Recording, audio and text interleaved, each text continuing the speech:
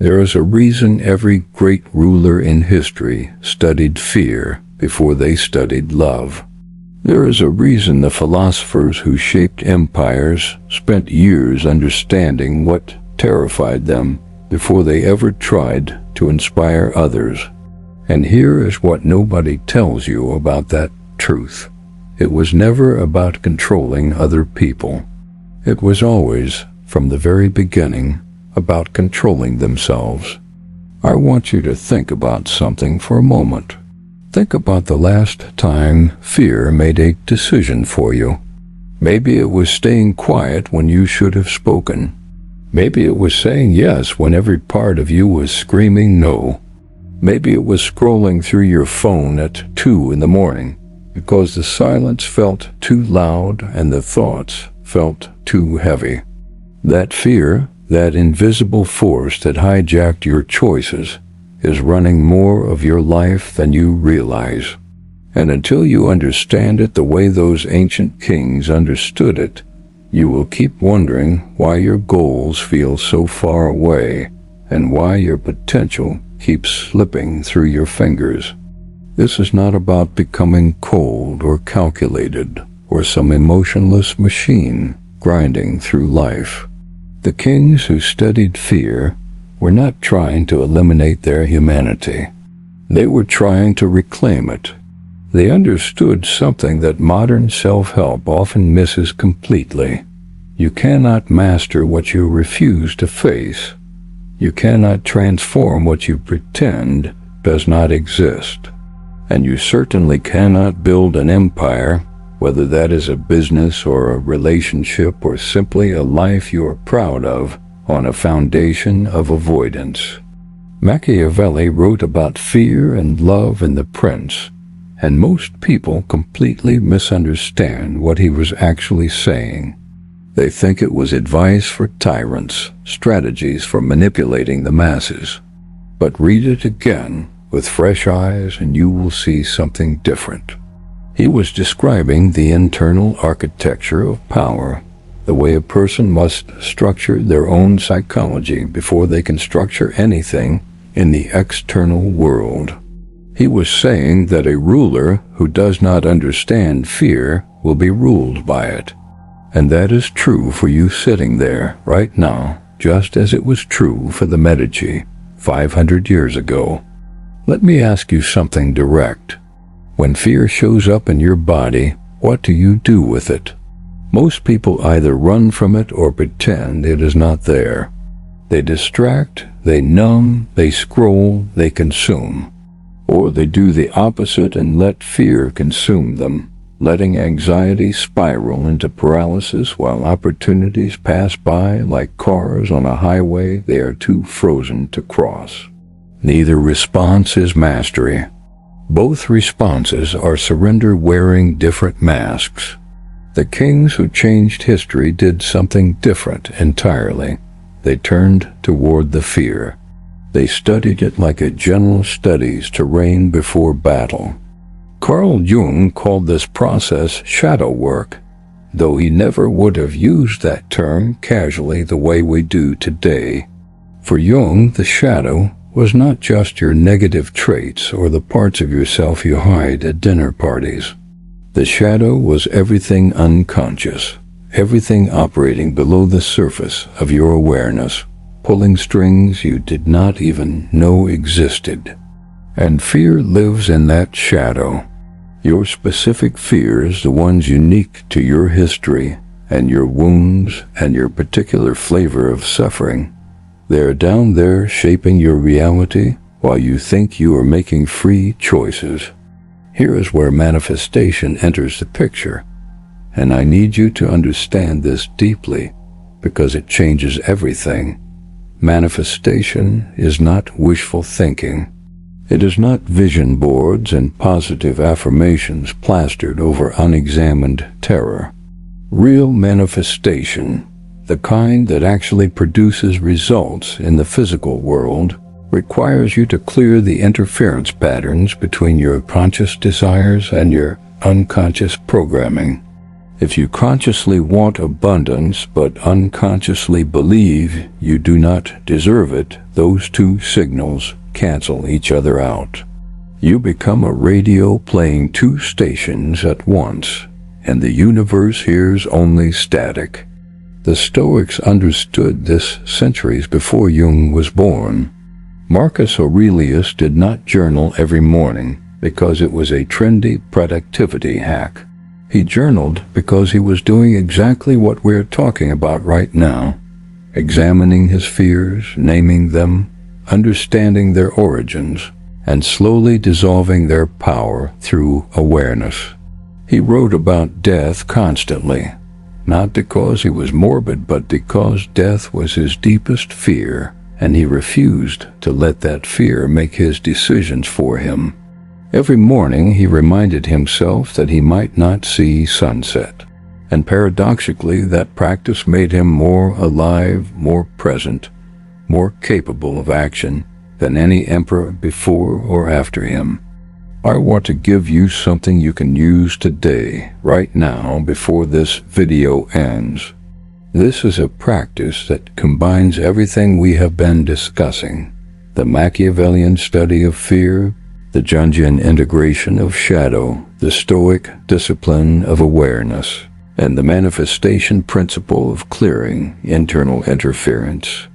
I call it the fear audit, and it takes less than 10 minutes, but it can shift your entire relationship with the unconscious forces running your life. Find a quiet moment, even 5 minutes, and ask yourself this question: what am I currently avoiding? Write down the first 3 things that come to mind, not the things you think you should write, but the honest answers that your body already knows. Maybe you are avoiding a difficult conversation. Maybe you are avoiding looking at your bank account. Maybe you are avoiding the creative project that terrifies you because it matters too much. Whatever it is, name it. Naming something is the first step to mastering it. The kings knew this, which is why they named their enemies, mapped their territories, cataloged their threats. They made the invisible visible, because only then could they act strategically. Once you have your 3 avoidances written down, ask the next question: what fear lives underneath this avoidance? Because the avoidance is never the real issue. The avoidance is just the symptom. Underneath every avoidance is a fear, and underneath every fear is usually an even deeper fear. You are not avoiding that conversation because you hate confrontation. You are avoiding it because you fear rejection, or abandonment, or being seen as difficult, or some wound from childhood when speaking up got you punished. Trace the thread. Follow it down into the shadow. This is exactly what those ancient rulers did before they made any major decision. They traced their resistance back to its source. Now here is where most self-improvement advice stops. And here is where real transformation begins. Most people get this far. They name the fear, maybe even understand where it came from, and then they try to think their way out of it. They try to use logic to defeat emotion. This never works for long, because you are fighting on the wrong battlefield. Fear does not live in your thoughts. Fear lives in your body. It lives in the tightness in your chest, the knot in your stomach, the tension in your shoulders that you have been carrying so long you forgot it was not always there. The Stoics knew this. Modern neuroscience knows this. Your body keeps the score of every fearful experience you have ever had, and until you learn to work with the body, your mind will keep spinning stories that justify the fear rather than dissolving it. So the third step of the fear audit is somatic. After you have named the avoidance and traced it to the underlying fear, close your eyes and actually feel where that fear lives in your body. Do not analyze it. Do not try to fix it. Just locate it like you're placing a pen on a map. Then breathe into that space, slow and deliberate, the way you would breathe if you were trying to calm a frightened animal. Because that is exactly what you are doing. This is the part of the practice that transforms intellectual understanding into actual change. You can understand your fear perfectly and still be ruled by it. But when you learn to regulate the nervous system response that fear triggers, when you can feel the fear arise and breathe through it instead of being hijacked by it, you have done something that most people never accomplish in their entire lives. You have created a gap between stimulus and response. And in that gap you become free. The kings who studied fear understood that freedom was not about eliminating fear. It was about this gap. It was about the moment between feeling fear and acting on it, the moment where choice becomes possible. Every great leader in history, every philosopher whose words still echo through centuries, every person who built something lasting and meaningful, they all mastered this gap. They trained themselves to feel fear fully without being controlled by it. They knew that fear suppressed becomes fear in charge, and fear faced, fear felt, fear moved through with conscious breath becomes fuel for transformation. Let me connect this back to abundance and manifestation, because that is where this all leads. Your external reality is a mirror of your internal state. This is not mystical nonsense, but rather basic psychology expressed in different language. The beliefs you hold about what is possible for you filter the opportunities you notice, shape the actions you take, and influence how others respond to you. If you unconsciously believe you must struggle to survive, you will create circumstances that match that belief. Not because the universe is punishing you, but because your brain is a prediction machine that looks for evidence to confirm what it already believes is true. Fear creates a scarcity vibration in your entire system. When you are operating from unexamined fear, your body is in some degree of fight or flight response constantly. Your cortisol is elevated, your perception narrows, your creative thinking shuts down, and you cannot access the expansive states where vision and possibility live. This is why anxious people often feel like they are working twice as hard for half the results. They are trying to build abundance while their nervous system is broadcasting survival threat to every cell in their body. The signals cancel each other out. The manifestation fails, and they conclude that they are not good enough, which only deepens the fear. Breaking this cycle requires what the Jungians would call integration. You have to bring the shadow material into consciousness, feel it fully without being destroyed by it, and gradually discover that you are larger than your fears.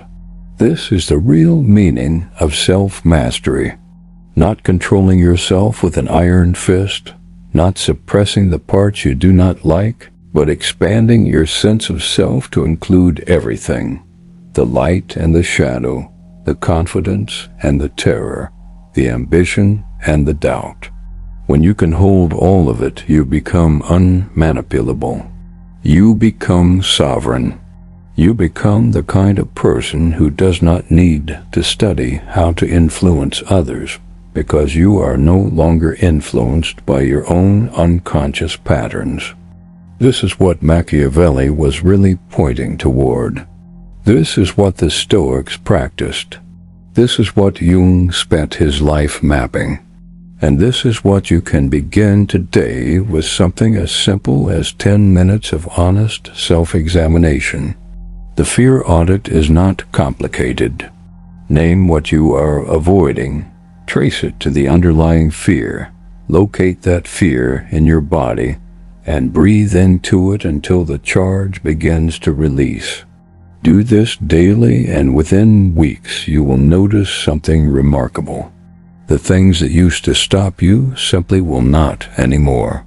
Not because you forced your way through them, but because the unconscious resistance dissolved.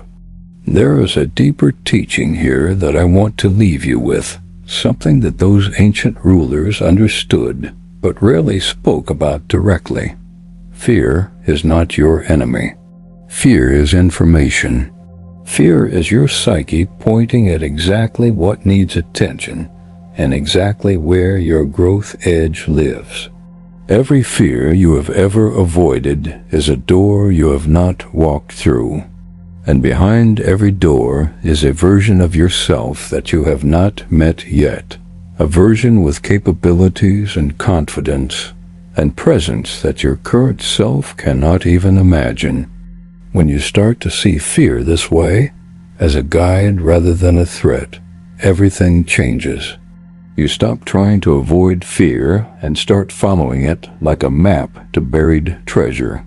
What scares me most right now becomes the most important question you can ask yourself, because the answer always points to your next evolution. The answer always shows you where your power is hiding, locked away behind a door you have been too afraid to open. This is why kings studied fear before love, not because fear was more important, but because fear was blocking everything else. You cannot fully love until you have faced your fear of rejection. You cannot fully create until you have faced your fear of failure. You cannot fully live until you have faced your fear of death. The Stoics started with mortality because they knew it was the master fear, the one underneath all the others. Face that and nothing else can hold you. I am not asking you to be fearless. That is not the point, and it is not even possible. I am asking you to develop a different relationship with fear, one where you are the master and fear is the servant, rather than the other way around. This is a skill.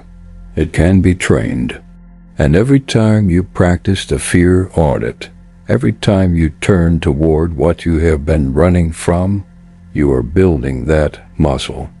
You are rewiring neural pathways that have been running the same scared patterns since childhood. You are becoming slowly and then suddenly a different person. The version of you on the other side of this work is not someone who never feels afraid. It is someone who feels afraid and moves anyway because they know something powerful. The fear is not reality. The fear is just energy in the body, just old programming trying to keep you safe, just the shadow casting its familiar shapes on the wall. You can feel it.